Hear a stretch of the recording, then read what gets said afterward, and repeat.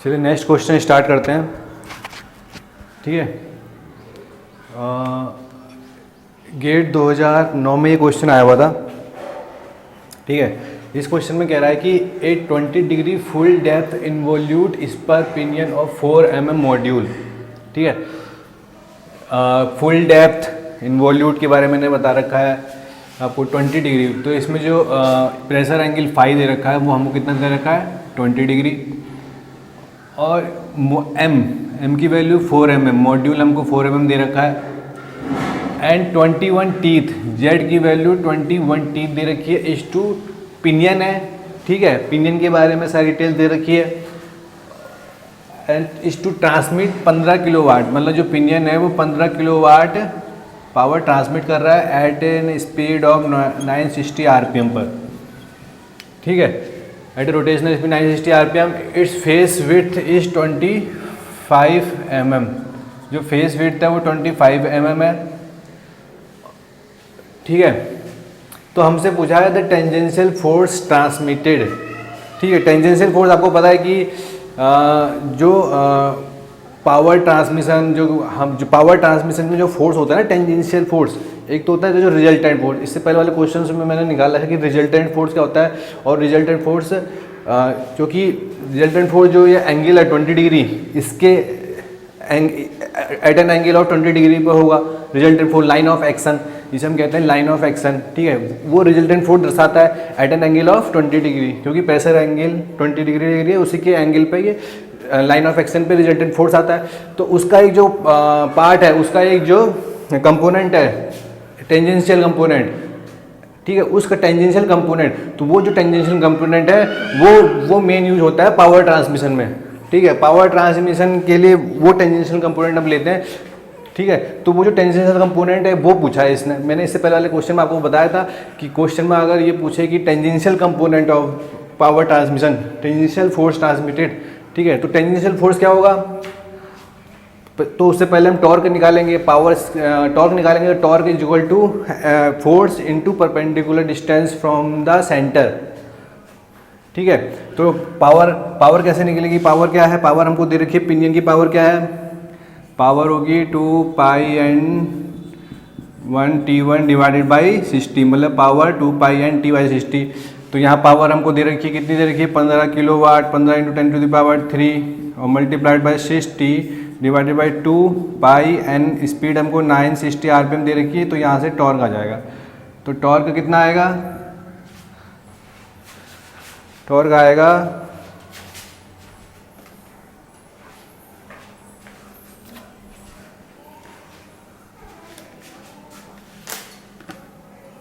15, कितना आएगा 15 × 10⁻³ multiplied 60 divided by 2 divided by pi divided by 960। तो टॉर्क आएगा 149.20 न्यूटन मीटर। ठीक है, टॉर्क आएगा 149.20 न्यूटन मीटर। मैंने मीटर में लिखा हुआ है, ध्यान रखना। ठीक है, तो अब यहाँ से हम निकालेंगे टॉर्क से हम टेंजेंशियल फोर्स जो पावर ट्रांसमिशन के लिए जो रहा है, तो वो निकालेंगे। टॉर्क इज इक्वल टू क्या होगा, टेंजेंशियल फोर्स इनटू पिनियन का radius, T × F × R, pinion का रेडियस R। ठीक है, तो पहले R निकालते हैं। R क्या होगा, M teeth, number of teeth divided by 2। M कितना है मॉड्यूल 4, Z की वैल्यू 42 mm। तो यहाँ से टॉर्क हमको दे, यहाँ से FT कितना आएगा, टेंजेंशियल फोर्स ट्रांसमिटेड, टॉर्क कितना है 149.20 न्यूटन मीटर है, तो न्यूटन mm में कर लेते हैं, और 42 mm। तो यहाँ से टेंजेंशियल फोर्स ट्रांसमिटेड कितना क्या आ गया, यह आ गया 3552। तो यहाँ से कितना आया 3552 न्यूटन। तो ये जो टेंजेंशियल फोर्स है ट्रांसमिट होगा। ठीक है, और यही टेंजेंशियल फोर्स पावर ट्रांसमिट करेगा। ठीक है, टॉर्क जनरेट करेगा और उससे फिर हमें पावर मिलेगी। पहला पार्ट हो गया। अब दूसरे पार्ट में क्या है कि given that tooth geometry factor, ठीक है। टूथ ज्योमेट्री फैक्टर हमको 0.32 and the combined effect of dynamic load and allied factors intensifying the stress is 1.5। ठीक है, डायनामिक लोड और जो दूसरे फैक्टर हैं वो स्ट्रेस को बड़ा इंक्रीज कर दे रहे हैं। मतलब जो सिंपली जो टेंजेंशियल जो एफटी लग रहा, एफटी से जो स्ट्रेस बेंडिंग स्ट्रेस डेवलप हो रहा था, तो एफटी जो लोड एफटी लग रहा था टेंजेंशियल लोड, उसकी जो जैसे आप क्या कहते हैं टेंजेंशियल लोड एफटी है जो ठीक है, जो ये एफ लोड लग रहा था एफटी, उसकी जिसकी वजह से बेंडिंग स्ट्रेस डेवलप हो रहा था, तो उसकी तो जो ये एफटी है ये इस पर और ज़्यादा इफेक्ट है। मतलब कि इस पर डायनामिक लोड इफेक्ट है, मतलब इसमें वेलोसिटी फैक्टर भी इंक्लूड, वेलोसिटी फैक्टर और दूसरे जो फैक्टर हैं वो क्या कहते हैं आ गए। ठीक है, उन जो दूसरे फैक्टर जब आए तो उससे क्या हो गया, ये जो लोड है ये बढ़ गया। समझ गए। पहले तो सिंपली टेंजेंशियल लोड लग रहा था जो सिंपली गियर में लगता है। ठीक है, जो सिंपली लगता है। ठीक है, पावर जो हमने यहाँ से एफटी निकाला, इस एफटी से एक सिंपल स्ट्रेस डेवलप होगा, पर ये एफटी ना लग के 1.5 गुना लिखा ना 1.5 टाइम्स स्ट्रेस बढ़ गया। मतलब 1.5 टाइम्स हमारा ये लोड बढ़ गया। कौन से फैक्टर की वजह से? डायनामिक लोड की वजह से और अलग दूसरे फैक्टर की वजह से ये जो एफटी है ये 1.5 गुना बढ़ गया। तो जो रिजल्टेंट जो एफ आया वो आया 1.5 टाइम्स ऑफ एफटी। ठीक है, ये आया। तो अब जब ये आया तो अगर हमें सेफ डिजाइनिंग के लिए, फॉर सेफ डिजाइनिंग, अगर हमें डिजाइन आपको सेफ रखना है तो जो ये फैक्टर है 1.5 टाइम्स इनटू एफटी, ये लेस देन होना चाहिए बीम स्ट्रेंथ के। जब बीम स्ट्रेंथ के लेस देन होगा तभी तो डिजाइन सेफ होगा तभी। ठीक है, बीम स्ट्रेंथ मतलब लीज बीम स्ट्रेंथ जो इक्वेशन है, जो ये 1.5 टाइम्स एफटी है, लेस देन एफएस होना चाहिए, नहीं होना चाहिए। तो ये एफटी कितना है? 3552 इज इक्वल टू एफएस कितना होता है? Sigma B M Y. ठीक है, तो 1.53552 सिग्मा बी कितना है? फेस विड्थ 25 mm, मॉड्यूल कितना है? 4, वाई कितना? 0.32। तो यहाँ से जो सिग्मा बी मतलब जो मिनिमम अलाउबल स्ट्रेस निकल के आया, ये जो निकाला है ना मैंने, ये मिनिमम अलाउबल स्ट्रेस है। तो ये कितना आएगा? 166.5 मेगा पास्कल। ये है मिनिमम अलाउबल स्ट्रेस। देखो, क्योंकि एक्चुअल में एफटी लोड ट्रांसमिट हो रहा था, टेंजेंशियल फोर्स जो ट्रांसमिट हो रहा था एक्चुअल में वो 3552 ट्रांसमिट हो रहा था। पर जो उस क्वेश्चन में कहा है कि बस क्या होता है कि डायनामिक लोड कैसा आता है? वेलोसिटी फैक्टर की वजह से आता है। वेलोसिटी फैक्टर मतलब इम्पैक्ट लोड, जैसे इम्पैक्ट लोड आ गया ना, कभी इम्पैक्ट लोड आ जाता है, डायनामिक लोड आ जाता है। अगर तुम्हारा जो आपका टूथ है ना, डायनामिक लोड क्यों आता है कि जो टूथ है उसकी जो प्रोफाइल है वो इनएक्यूरेट है। ठीक है, इनएक्यूरेसी है इन प्रोफाइल में, जो उसकी वजह से डायनामिक लोड आता है, इम्पैक्ट लोड आता है। कभी कभी ग्रेजुअली लोड अप्लाई नहीं हो पाता, डायनामिक का कभी इम्पैक्ट लोड आ जाता है प्रोफाइल की इनएक्यूरेसी की वजह से, और दूसरे जो फैक्टर हैं उसकी वजह से। तो उसकी वजह से जो लोड उस पर लगता है, उसकी वजह से जो लोड उस पर लगेगा वो नॉर्मली जो नॉर्मली टेंजेंशियल फोर्स है उससे ज़्यादा लगेगा। तो वो कितना ज़्यादा लगेगा? वो ज़्यादा लग रहा है 1.5 गुना। वो कह रहा है कि 1.5 टाइम्स इंक्रीज कर दे रहा है स्ट्रेस को, मतलब 1.5 टाइम्स इंक्रीज हो रहा है लोड। तो 1.5 टाइम्स इंक्रीज हो गया लोड हमारा। ठीक है, पर ये लोड तो इंक्रीज हो गया, तो हमसे पूछा कि उस जो 1.5 टाइम्स इंक्रीज हुआ है उसको बियर करने के लिए, उसको सहने के लिए कितना मिनिमम अलाउबल स्ट्रेस हमको ज़रूरत पड़ेगा। तो उसके लिए फिर हम क्या होता है कि हमको बीम स्ट्रेंथ इक्वेशन जो होती है FS, Lewis beam strength equation. अब देखो ये जो आया है ये लेस देन होना चाहिए बीम स्ट्रेंथ इक्वेशन से। तो जब लेस देन होगा तभी तो वो सेफ साइड में होगा फॉर सेफ डिजाइनिंग के लिए। तो यहाँ से हमने इसको इक्वल कर दिया, तो यहाँ से जो सिग्मा स्ट्रेस की अलाउबल स्ट्रेस की वैल्यू जो निकल के आई, जो स्ट्रेस की वैल्यू निकल के आई, यही मिनिमम अलाउबल स्ट्रेस है, ठीक है, और जो ये आया 166.5 मेगा पास्कल, ठीक है। फिर नेक्स्ट क्वेश्चन स्टार्ट करते हैं। गेट 2014 में ये क्वेश्चन आया था, ठीक है। इस क्वेश्चन में कह रखा है कि a pair of spur gears, ठीक है, मॉड्यूल 5 mm, 5 mm मॉड्यूल है, and a centre distance of 450 mm। अब आप देख रहे हो कि जैसे ये शाफ्ट है, ये गियर है,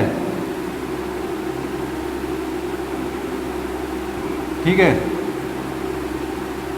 तो ये जो गियर है ये किसी दूसरे ये गियर से ऐसे कनेक्ट है, ये शाफ्ट है,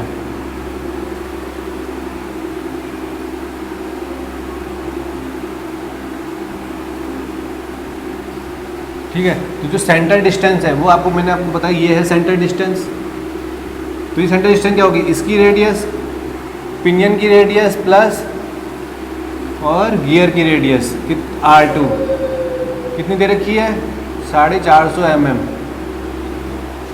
for a speed reduction of 5.1, speed reduction, ठीक है, स्पीड रिडक्शन दे रखा है 5.1, मतलब N1 जो है वो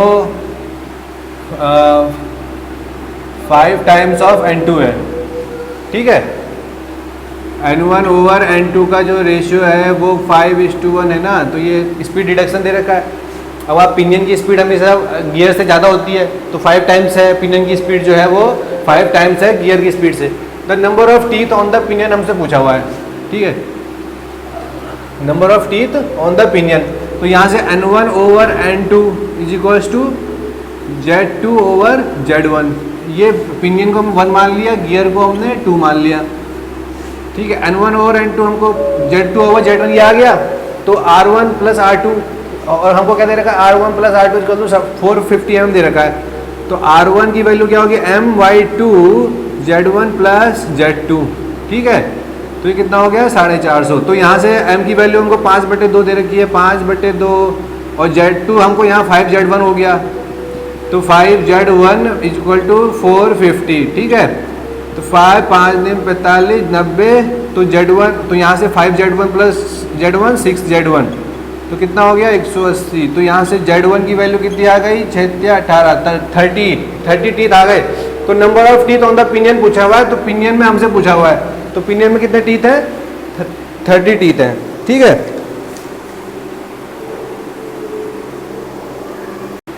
ठीक है, चलिए नेक्स्ट क्वेश्चन देखते हैं। गेट 2014 में आया था ये क्वेश्चन।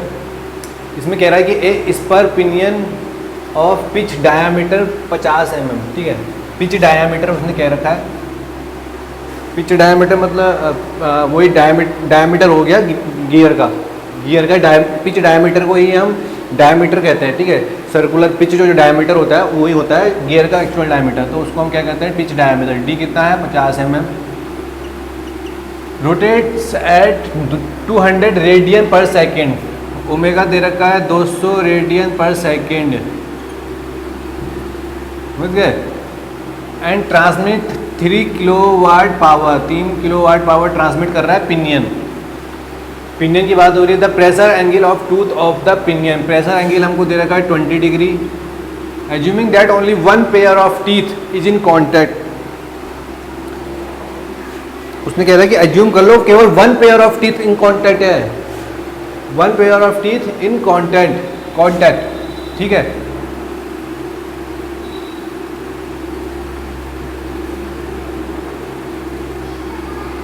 कॉन्टैक्ट रेशियो 1, ठीक है।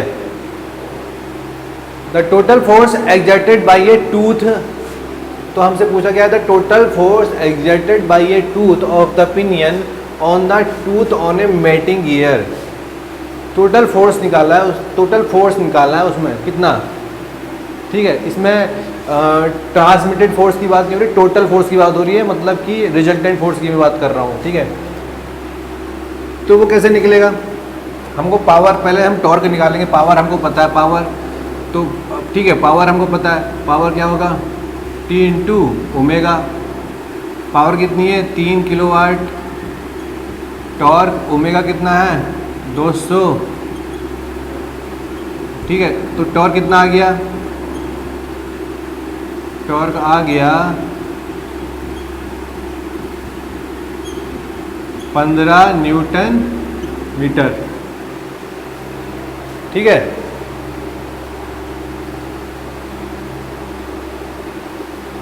अब यहां से तो टॉर्क आ गया। अब टॉर्क क्या होता है, पावर, टॉर्क होता है tangential force into distance of the pinion, है नी, distance between the pinion, centre of the pinion and the force, tangential force. तो टी क्या होता है, tangential force, tangential force into pinion का रेडियस। तो यहाँ से मैं पहले, हमको कितना दे रखा है 50, तो यहाँ से आर कितना हो गया 25 mm। तो 15 न्यूटन मीटर है, तो मैं इसको mm में करूँगा। टेंजेंशियल फोर्स कितना है 25, तो यहाँ से एफ टी कितना आ गया,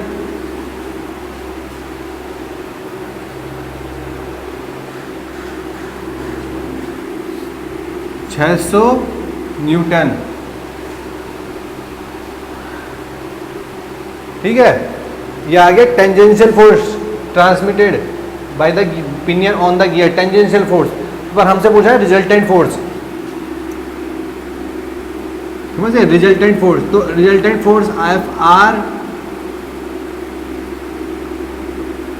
क्योंकि देखो रिजल्टेंट फोर्स ऐसे, ये लाइन ऑफ एक्शन होती है, ठीक है, और ये जो फोर्स होता है वो टेंजेंशियल फोर्स होता है, ये एफ टी हो गया, और ये रिजल्टेंट फोर्स एफ आर हो गया, और ये जो एंगल होता है ये फाई होता है, ऐसे होता है। तो F T is equals to F R into cos phi. इसका जो एफ आर, जो इसका जो हॉरिजॉन्टल कंपोनेंट है एफ आर का, एफ आर कॉस फाई, ठीक है, वो किसके बराबर होगा, एफ टी के। तो यहाँ से एफ आर कितना आएगा, एफ टी 600 न्यूटन दे रखा है, डिवाइडेड बाई कॉस 20 डिग्री, तो कितना आया 638.5 न्यूटन। ठीक है, ये आ गया हमारा रिजल्टेंट फोर्स, समझे, टोटल फोर्स, ठीक है।